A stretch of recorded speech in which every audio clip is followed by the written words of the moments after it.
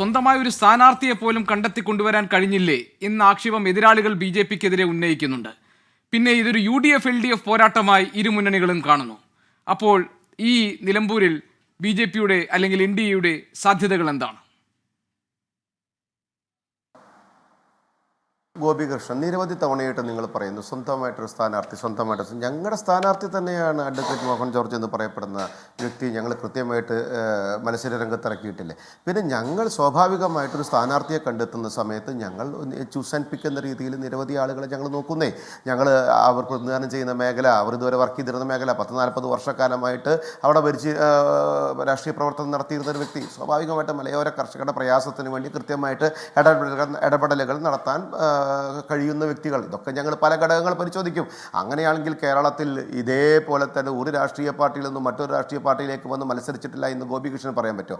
അത് പാലക്കാടായാലും നിരവധി സ്ഥലങ്ങളിൽ ഈ അൻവറിൻ്റെ തന്നെ പഴയ ചരിത്രങ്ങളൊക്കെ എടുത്താൽ നമുക്ക് നോക്കാമല്ലോ. അപ്പം അങ്ങനെ നിങ്ങളതിനെ ചെറുതാക്കി കാണണ്ട, അല്ലെങ്കിൽ അങ്ങനെ ഒരു കളിയാക്കൽ സ്വഭാവത്തിലേക്ക് നിങ്ങൾ പോകേണ്ടതില്ല. ഞങ്ങളുടെ സ്ഥാനാർത്ഥി കൃത്യമായിട്ട് മത്സരിക്കുന്നുണ്ട്, നോമിനേഷൻ കൊടുത്തിട്ടുണ്ട്, കൃത്യമായി ഞങ്ങളുടെ ചിഹ്നത്തിൽ തന്നെ മത്സരിക്കും. നിങ്ങളൊരു കാര്യം മനസ്സിലാക്കേണ്ടത്, ഈ നിലമ്പൂരിനകത്ത് ഞങ്ങളുടെ സർക്കാർ, കേന്ദ്ര സർക്കാർ, അത് നിലമ്പൂർ റെയിൽവേ ഇലക്ട്രിഫൈ ചെയ്ത കാര്യമായിക്കോട്ടെ, പ്രധാനമന്ത്രി സഡക്ക് യോജനയുമായി ബന്ധപ്പെട്ട് ഞങ്ങൾ 8ഓളം റോഡുകൾ നിലമ്പൂരിലേക്ക് കൊടുത്ത കാര്യമായിക്കോട്ടെ, ഏത് പ്രവർത്തികൾ ഞങ്ങൾ നോക്കിക്കോളൂ. നിങ്ങൾ നഞ്ചങ്കോട് പാതയുമായി ബന്ധപ്പെട്ടുള്ള കാര്യങ്ങളായിക്കോട്ടെ, ഏത് കാര്യങ്ങളാണെങ്കിലും ഞങ്ങൾ നടപ്പിലാക്കിയിട്ടുള്ള പദ്ധതികൾ ഈ സമൂഹത്തിൻ്റെ മുമ്പിലുണ്ട്, നിലമ്പൂരിൻ്റെ മുമ്പിലുണ്ട്. സജീഷിനോട് എനിക്ക് ചോദിക്കാനുള്ളത്, 9 വർഷക്കാലമായിട്ട് നിങ്ങളുടെ സർക്കാരിൻ്റെ ഭാഗമായിട്ട് നിന്നുള്ളൊരു MLA നിലമ്പൂരിൽ നിന്നുണ്ടായിട്ട് നിങ്ങളുടെ സർക്കാർ ഇതിന് മുൻപും പല സമയത്തും ഭരിച്ചിട്ടും എന്തുകൊണ്ടാണ് നിലമ്പൂരിനകത്തൊരു രോഗിക്ക് ഒരു പ്രയാസം വരുമ്പോൾ വീണ്ടും കോഴിക്കോട്ടേക്കും പെരിന്തൽമണ്ണയിലേക്കും പോകേണ്ടി വരുന്നത്? നിങ്ങളുടെ ആരോഗ്യ മേഖല അവിടെ കൃത്യമാണോ? നിങ്ങളുടെ തൊഴിലില്ലായ്മയെ പരിഹരിക്കുന്ന മേഖല കൃത്യമാണോ? സ്കിൽ ഡെവലപ്മെൻറ്റുമായി ബന്ധപ്പെട്ട് 18ഓളം കോടി രൂപ തന്നതിൻ്റെ പ്രവൃത്തി നിങ്ങൾ എന്താണ് ചെയ്തത്? എന്തുകൊണ്ടാണ് പ്രളയം അനുഭവിച്ച സമയത്ത് 3234 കോടി രൂപ നിങ്ങളുടെ ദുരിതാശ്വാസ നിധിയിലേക്ക് കിട്ടിയിട്ടും നിങ്ങൾക്ക് ആ 2018 പ്രളയത്തിലെ പെട്ട ആളുകളെ ഇന്നും പുനരധിവാസം കൃത്യമായിട്ട് നടപ്പിലാക്കാൻ സാധിക്കാത്തത്? എന്തുകൊണ്ടാണ് നിലമ്പൂര് ഇന്നും പിന്നോക്കാവസ്ഥയിലേക്ക് പോയത്? പ്രൈവറ്റ് ആളുകൾ നടപ്പിലാക്കിയിട്ടുള്ള ചെറിയ ബിൽഡിങ്ങുകളും മറ്റുള്ള കാര്യങ്ങളും അല്ലാതെ നിലമ്പൂരിൻ്റെ ഉള്ളിലേക്ക് പോകുന്ന സമയത്ത് ആദിവാസി സമൂഹത്തിന് ഇന്നും മുളകെട്ടിയ തോണിയിൽ അപ്പുറത്തേക്ക് കടക്കേണ്ടി വന്ന നിലമ്പൂരുണ്ടായതിൻ്റെ അടിസ്ഥാനത്തിലാണ്. അപ്പോൾ നിങ്ങളുടെ സർക്കാർ എന്തെടുക്കുകയായിരുന്നു? 9 വർഷക്കാലം നിങ്ങളുടെ സർക്കാരിൻ്റെ കൂടെയുണ്ടായിരുന്ന MLA ഇന്ന് രാജിവെച്ച് നിങ്ങൾക്കെതിരെ നിൽക്കുമ്പോൾ ആ MLAയുടെ 9 വർഷക്കാലം ശരിയല്ലായിരുന്നുവെങ്കിൽ നിങ്ങളുടെ സർക്കാരിന് അതിലിടപെട്ട് ആ നാടിനെ സംരക്ഷിക്കുന്നതിന് വേണ്ടിയുള്ള പ്രവർത്തനം ചെയ്യുന്നതിൽ എന്തുകൊണ്ട് നിങ്ങൾ കൃത്യമായിട്ട് ഇടപെട്ടില്ല? അപ്പോൾ സ്വാഭാവികമായിട്ട് അതിന് മുൻപുണ്ടായിരുന്ന UDFൻ്റെ MLAമാർ ചെയ്യേണ്ടതായിരുന്നില്ലേ? അവർ ആ പ്രവൃത്തി ചെയ്തിട്ടുണ്ടോ? ഏതെങ്കിലും മേഖലയിൽ ഗോപികൃഷ്ണൻ നിങ്ങൾ കൃത്യമായി നോക്കണം. വികസനം എന്ന് പറയപ്പെടുന്ന കാണാമറയത്ത് പോയി നിൽക്കുന്ന ഒരു മേഖലയായി നിലമ്പൂർ നിൽക്കുക തന്നെയല്ലേ? അവിടെ മലയോര കർഷകന്റെ പ്രയാസം പരിഹരിക്കാൻ പ്രാപ്തിയുള്ളൊരു വ്യക്തിയെ ഞങ്ങൾ കൃത്യമായി, അദ്ദേഹം മുന്നേ വേറെ സംഘടനയിലായിരിക്കാം, അത് പല സംഘടന, CPM അങ്ങനെ ആളുകളെ നിർത്തിയിട്ടില്ലേ, കോൺഗ്രസ് അങ്ങനെ ആളുകളെ നിർത്തിയിട്ടില്ല, ഇന്ത്യയിൽ പല സ്ഥലങ്ങളിലും നോക്കുമ്പോൾ അങ്ങനെ സംഭവിച്ചിട്ടില്ലേ? സ്വാഭാവികമായിട്ടും ഞങ്ങൾ മറ്റൊരു രാഷ്ട്രീയ പാർട്ടിയിൽ പ്രവർത്തിച്ചു എന്നുള്ളത് കൊണ്ട് ഞങ്ങളുടെ രാഷ്ട്രീയ പാർട്ടിയിലേക്ക് വരികയും ഞങ്ങൾ അംഗീകരിക്കുകയും ഞങ്ങളുടെ പ്രധാനമന്ത്രി അംഗീകരിക്കുകയും പ്രധാനമന്ത്രിയുടെ നയങ്ങൾ അംഗീകരിക്കുകയും BJPയുടെ പ്രത്യയശാസ്ത്രത്തെ അംഗീകരിക്കുകയും ചെയ്യുന്ന ആളുകളെ ഞങ്ങൾ ഉൾക്കൊള്ളും. അതിലൊരു സംശയമില്ലല്ലോ.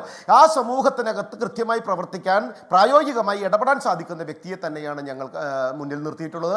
ആ വ്യക്തി അവിടെ കൃത്യമായി ഇടപെടലുകൾ നടത്തുകയും ചെയ്യും. അവിടെ നിങ്ങളൊരു കാര്യം മനസ്സിലാക്കേണ്ടത്, ഇടതുപക്ഷമായിക്കോട്ടെ വലതുപക്ഷമായിക്കോട്ടെ, ഇന്ന് ഈ ജനങ്ങളോട് തീരാ ദുരിതത്തിലേക്ക് വലിച്ചിട്ടവരാണെന്ന്. അത് ഗോപികൃഷ്ണൻ നിങ്ങൾ അവിടുത്തെ ജനങ്ങളോട് ചോദിക്കേ. അവിടെ ആരോഗ്യ മേഖല ചോദിക്കുക, തൊഴിൽ മേഖല ചോദിക്കുക, വിദ്യാഭ്യാസ മേഖല ചോദിക്കുക, സാധാരണക്കാരൻ്റെ പ്രയാസം ചോദിക്കേ. ഇവരെന്താണ് പറയുന്നത്? 995 കോടി രൂപ പദ്ധതിക്ക് ഞങ്ങൾ അംഗീകാരം കൊടുത്തു. ഇവരുടെ മുസ്തഫ നിങ്ങളുടെ ഈ ചാനലിൽ തന്നെ പറഞ്ഞതാ.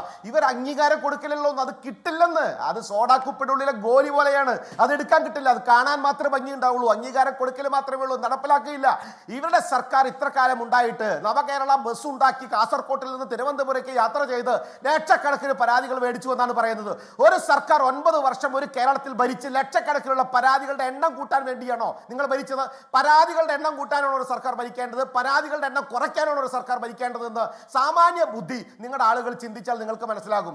ഈ ജനങ്ങളെ ഈ 7 മാസത്തേക്കുള്ള ഒരു MLA ആക്കി എടുക്കുന്നതിന് വേണ്ടിയുള്ള പ്രവൃത്തി ഉണ്ടാക്കി തീർത്ത ആ ദുരിതം, അത് പരിപൂർണമായിട്ട് വേണ്ടാത്തതായിരുന്നു. ആ സർക്കാരിൽ ഇരിക്കുന്ന വ്യക്തി ആ സർക്കാരിനെ ചോദ്യം ചെയ്യുന്ന രീതിയിലേക്ക് ഇപ്പുറത്തിരുന്ന് ചോദ്യം ചെയ്യാതെ അത് രാജിവെച്ചുകൊണ്ട് അവർക്കെതിരെ സംസാരിക്കുന്നുണ്ട് എങ്കിൽ അവിടെ നിങ്ങൾ ഒരു കാര്യം മനസ്സിലാക്കേണ്ടത് ആ വ്യക്തിയടക്കം ഈ ജനതയെ ചതിച്ച വ്യക്തിയാണ്.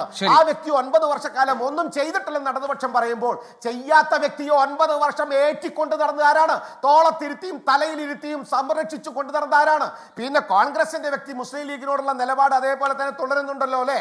മുസ്ലിം ലീഗ് തങ്ങന്മാരെ കുറിച്ച് അദ്ദേഹം മുൻകൂട്ടി പറഞ്ഞ കാര്യം അദ്ദേഹം കൃത്യമായിട്ട് ഇപ്പോഴും അതേ നിലപാടിൽ തന്നെ തുടരുന്നുണ്ടോ എന്ന് ചോദിക്കാൻ നിങ്ങൾ തയ്യാറാകണം. പാഠമൊന്നൊരു വിലാപം മുതലുള്ള ഇങ്ങോട്ടുള്ള അദ്ദേഹത്തിന്റെ ഓരോ ഇടപെടലുകളും പ്രവൃത്തികളും ഒക്കെ ഇപ്പോഴും അതേ ശൈലിയിൽ തന്നെയാണോ അദ്ദേഹം ഉൾക്കൊള്ളുന്നത് എന്നൊന്ന് നിങ്ങൾ ചോദിച്ചാൽ കൊള്ളാം. ഞാൻ ചോദിച്ചോട്ടെ, എന്തായിരുന്നു മുസ്ലിം ലീഗിനെ കുറിച്ചുള്ള ആര്യാടൻ ഷൗക്കത്തിന്റെ വാക്കുകൾ എന്ന് നിങ്ങളൊന്ന് ചിന്തിച്ചു നോക്ക്.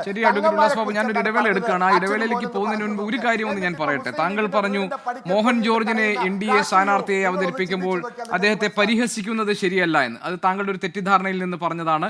ജനാധിപത്യ സംവിധാനത്തിൽ ആളുകൾ മത്സര രംഗത്തേക്ക് ഇറങ്ങുന്നത്, വ്യക്തികൾക്ക് മത്സരരംഗത്തേക്ക് ഇറങ്ങുന്നത് ഒരിക്കലും ഒരു പരിഹാസത്തിന്റെ ഭാഗമല്ല. പരിഹാസ രൂപേണ പരിഹാസ രൂപേണ ഞാനത് അവതരിപ്പിച്ചിട്ടുമില്ല. അത് ഏതെങ്കിലും മുന്നണിയുടെ ഭാഗമായാലും രാഷ്ട്രീയ കക്ഷികളുടെ ഭാഗമായിട്ട് സ്വതന്ത്രരായിട്ടാണെങ്കിലും ഈ ജനാധിപത്യ സംവിധാനത്തിൽ മത്സര രംഗത്തുള്ള സ്ഥാനാർത്ഥികൾ അവർ ബഹുമാനം അർഹിക്കുന്നുണ്ട്, അവർ ഒരു മത്സര രംഗത്തുണ്ട് എന്നതുകൊണ്ട് തന്നെ. അതുകൊണ്ട് പരിഹാസ രൂപത്തിൽ ഞാൻ അങ്ങനെ ഒരു സ്ഥാനാർത്ഥിയെയും അവതരിപ്പിക്കാൻ ഉദ്ദേശിക്കുന്നുമില്ല.